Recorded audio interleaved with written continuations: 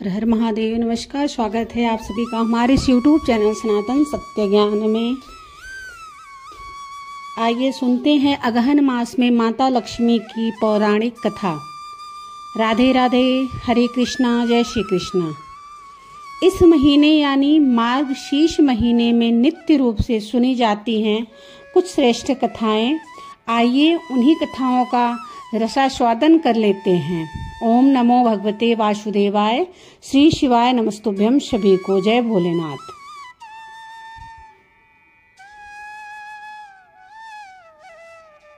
आइए इसी प्रार्थना के साथ इस कहानी का आरंभ करते हैं। कथा के अनुसार एक समय की बात है, एक सेठ जी थे। उनके घर पीढ़ियों से धन ऐश्वर्य प्रचुर मात्रा में थी, अर्थात वह धन संपदा के खूब स्वामी थे। परंतु लक्ष्मी जी का स्वरूप तो चंचल है, आज यहाँ तो कल वहाँ। जब उनका मन सेठ जी के घर से भर गया तो वह दूसरे किसी घर में जाने के लिए लालायित हो उठी। एक रात लक्ष्मी जी सेठ जी के सपने में आती हैं। सेठ जी ने देखा लाल वस्त्रों में सजी धजी सुंदर स्त्री उनके घर से निकलकर बाहर जा रही है। सेठ जी उनसे पूछते हैं, हे देवी, आप कौन हो? मेरे घर में आप कब आई और अब हमारा घर छोड़कर कहाँ जा रही हो? और मेरे घर आप कब आई और हमारा घर जो है किस स्वरूप में आप इस तरह से जाने का क्यों प्रयत्न कर रही हो? तब माता लक्ष्मी बोली, मैं तुम्हारे घर की वैभव लक्ष्मी हूँ। कई पीढ़ियों से मैं तुम्हारे घर में निवास कर रही थी, परंतु अब मेरा मन यहाँ ऊब चुका है। अब मेरा यहाँ पर समय समाप्त हो गया है, इसलिए मैं यह घर छोड़कर जा रही हूँ।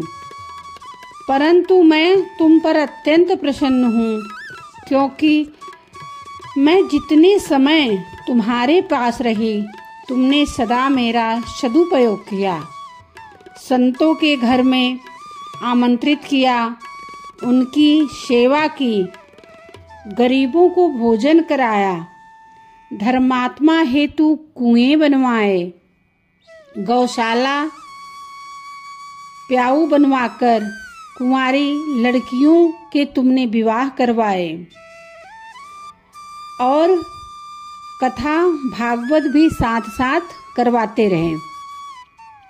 साथ ही अतिथियों का आदर सत्कार भी करते रहे, इसलिए मैं तुमसे बहुत प्रसन्न हूँ। अब जाते समय मैं तुम्हें वरदान देती हूँ, तुम जो चाहो मुझसे मांग लो। अब सेठ जी सोचते रह गए कि मैं अकेला क्या वरदान मांगूं?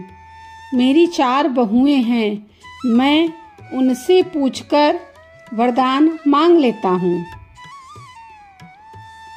सेठ जी लक्ष्मी जी से कहते हैं, माता, मेरी 4 बहुएं हैं, मैं उनसे सलाह मशवरा लेकर आपको बताता हूँ कि मुझे क्या वर चाहिए। लक्ष्मी जी बोली, ठीक है, मैं कल फिर आऊंगी, तब तुम मुझसे अपना वर मांग लेना। ऐसा कहकर माता अंतर ध्यान हो गई। अब सेठ जी सुबह उठते ही चारों बहुओं को बुलाया और सपने के बारे में बताया और उनसे सलाह मांगी। सेठ जी की सबसे बड़ी बहू बोली, आप माता जी से सारा गोदाम अनाज से भरवा लो, ताकि हमें खाने की कमी ना हो। सेठ जी की दूसरी बहू से पूछा तो वह बोली, पिताजी, अनाज में तो कीड़े पड़ जाएंगे, अनाज खराब हो जाएगा, इसलिए माता से बहुत ज्यादा धन मांग लो कि 7 पुश्ते खाएं। सेठ जी सोच में पड़ गए। अब तीसरी बहू से पूछा, पिताजी आप तो हम चारों के लिए धन से भरे हुए 4 महल मांग लो, खूब पैसा ही पैसा होगा, आने वाली पीढ़ी के पास भी कमी नहीं होगी। सेठ जी सोच में पड़ गए। तब उन्होंने अपनी छोटी बहू से पूछा। वह थोड़ी मध्यम वर्ग से थी और धार्मिक प्रवृत्ति की भी थी।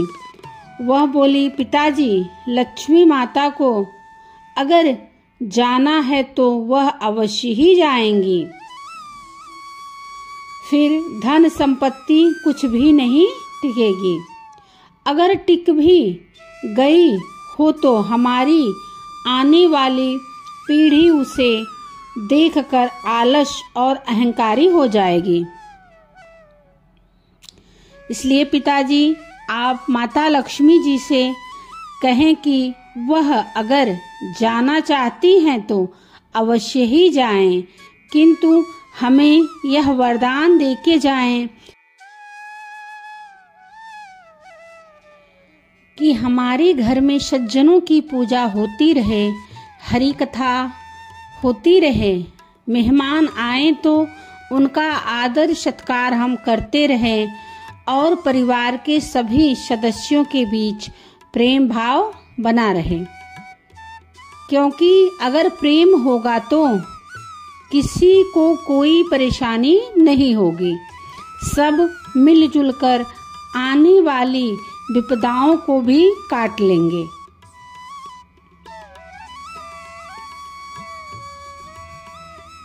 सेठ जी की छोटी बहू की बात को समझ सुंदर रूप में प्रसन्न हुए। वह रात खत्म होने का इंतजार करने लगे। रात खत्म हो गई। माता लक्ष्मी फिर से सेठ जी के सपने में आई और सेठ जी से पूछती हैं कि तुमने अपनी बहू से अब तो सलाह मशवरा कर ही लिया होगा, बोलो सेठ तुम्हें क्या चाहिए।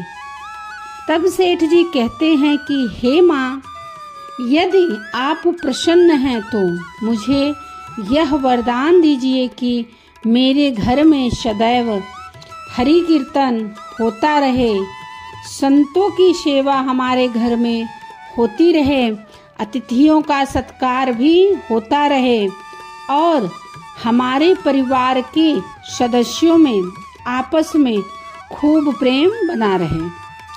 यह सुनकर माता चौंक जाती हैं और माँ लक्ष्मी कहती हैं, यह तुमने क्या मांग लिया। जिस घर में हरि कथा होगी, संतों की सेवा होगी, साक्षात नारायण निवास करेंगे और जहाँ पर नारायण निवास करते हैं वहाँ मेरा निश्चित रूप से वास होता है। यह वरदान मांगकर तुमने तो मुझे हमेशा के लिए अपने घर में रख लिया और विवश कर दिया। यह कहकर लक्ष्मी जी सेठ जी के घर में अस्थायी रूप से वास करने लगी। हे लक्ष्मी माता, जैसे सेठ के घर में हमेशा के लिए आप विराजमान हो गई, उसी तरह इस कथा को कहने वाले, सुनने वाले सभी भक्तों के घर में खूब अन्न धन के भंडार भरना। अगर वीडियो अच्छी लगी हो तो चैनल को सब्सक्राइब कीजिए, प्यारे प्यारे कमेंट कीजिए, लाइक कीजिए, कमेंट में हर हर महादेव लिखिए। सभी को हर हर महादेव, श्री शिवाय नमस्तुभ्यम। जय भोलेनाथ। माता लक्ष्मी की कृपा आप सबके परिवार पर हमेशा बनी रहे, श्री हरि की कृपा बनी रहे। जय भोलेनाथ।